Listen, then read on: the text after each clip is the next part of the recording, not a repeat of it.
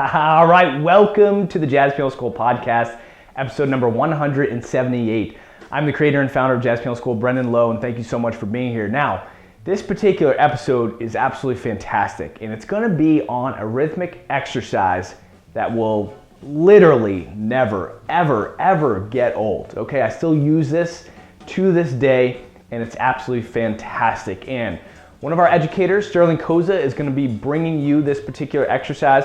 Don't forget to go to jazzpianoschool.com/podcast 178 to get our practice materials. Now, a couple things.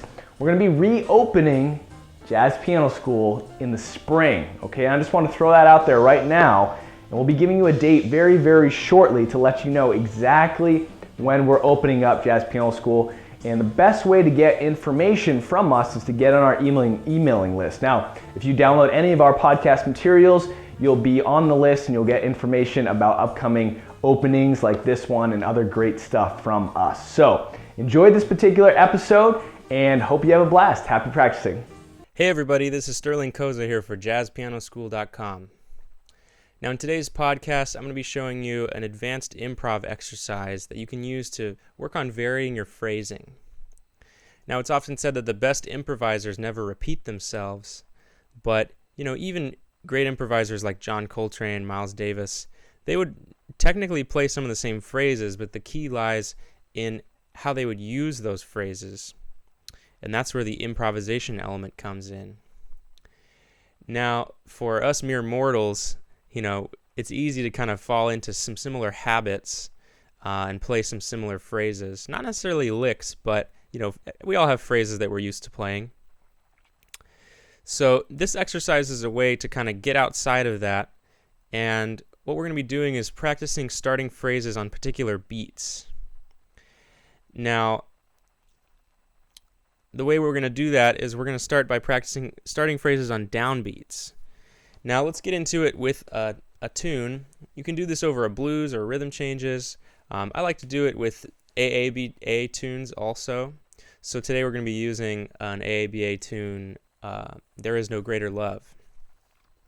Now first, let's see what it would feel like to start all of our phrases on beat 1. Now in reality you'd never do this, but this is just an exercise, so let's see how it goes.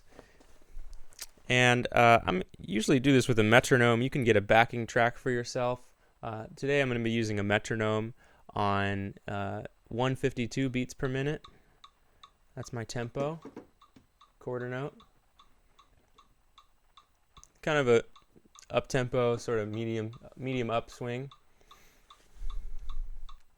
All right, so here's what beat 1 would sound like.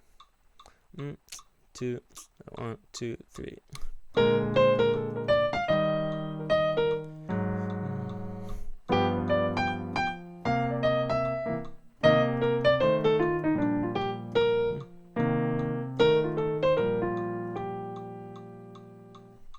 So as you can hear, sounding pretty square, but just get used to what it feels like to start on beat 1, And I was playing some sort of medium length phrases, and you can expand to start playing some longer phrases.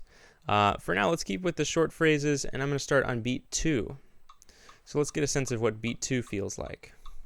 1, 2, 3, 4.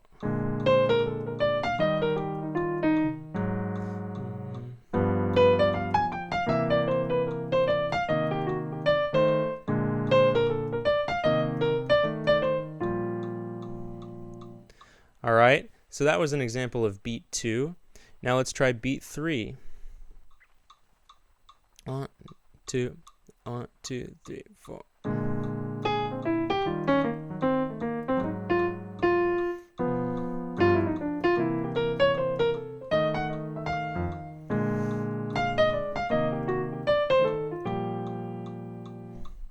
Okay, so you can start to get a sense for how this exercise is going to go.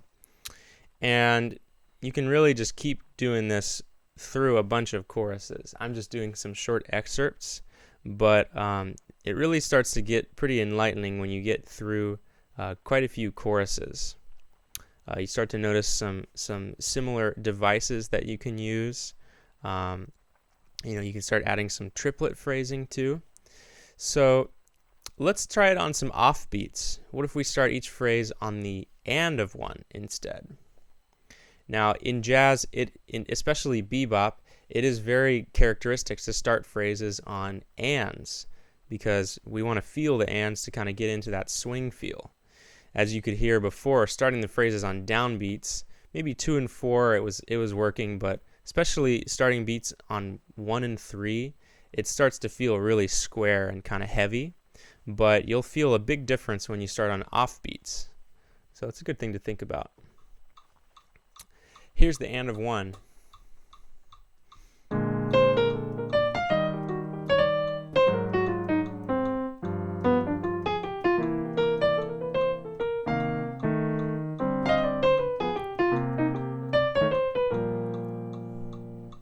All right, so it's starting to sound a lot more characteristic of bebop, starting on these upbeats.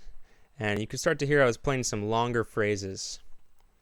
Let's try the and of 4 now, just to mix things up.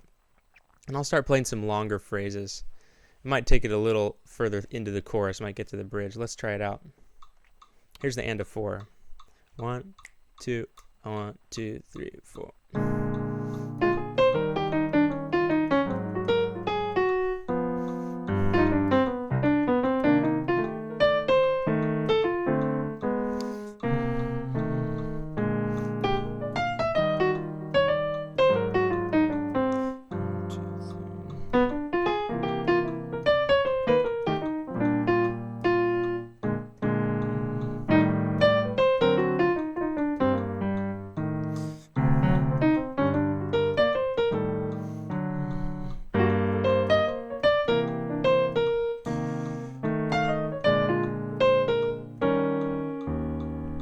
Alright, so finding that and of 4 can be pretty challenging sometimes. So this exercise is really good. I'm demonstrating to the best of my ability.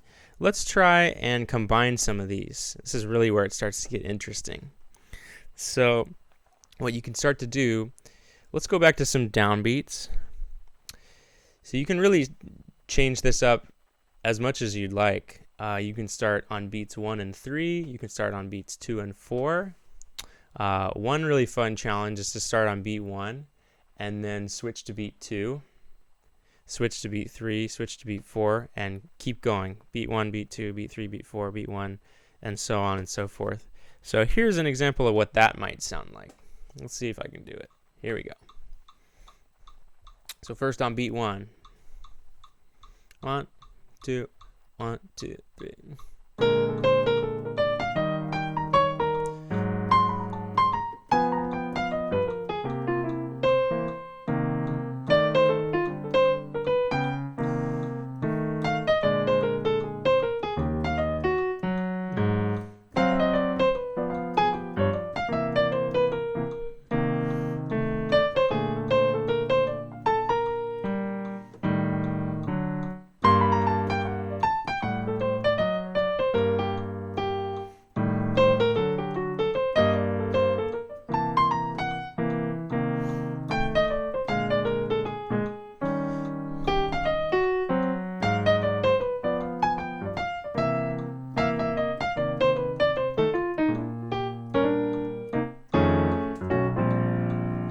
Alright, so we made it through a chorus starting on beats 1, 2, 3, and 4. So we really heard a lot of variation in that example. And you can continue on to do that with some upbeats, trying it with and of 1, and of 2, and of 3, and of 4, in various combinations. And if it helps you to see it visually, you can write out your own template on staff paper. We're including a PDF handout in the link below that you can find some practice materials for this week's podcast. And you don't necessarily have to accompany yourself with the left hand. I find I'm more comfortable with that, but you can even just do single notes.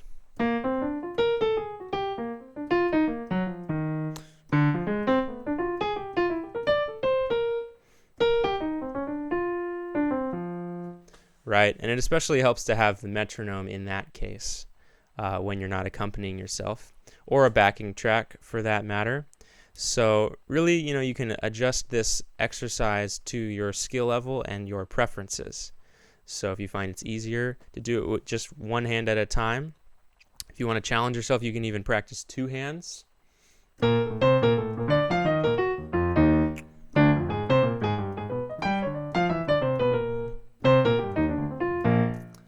Right? Get some of that Oscar Peterson or that Finest Newborn two-hand stuff going on. Really great to practice, and it all goes to the same place, working on that phrasing. So, this should keep you busy for a while. Whenever I run out of stuff to practice, I often come back to this exercise just because it really gets you thinking. But then the more you do it, the less you need to think. So it can be really fun for that reason.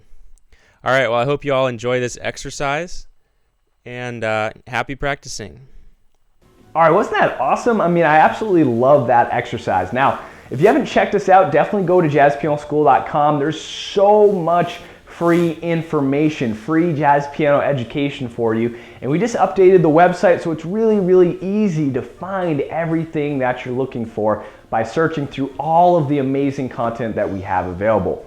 Don't forget to subscribe down below because we release a new podcast every single Wednesday and a new Lick of the Week every single Monday.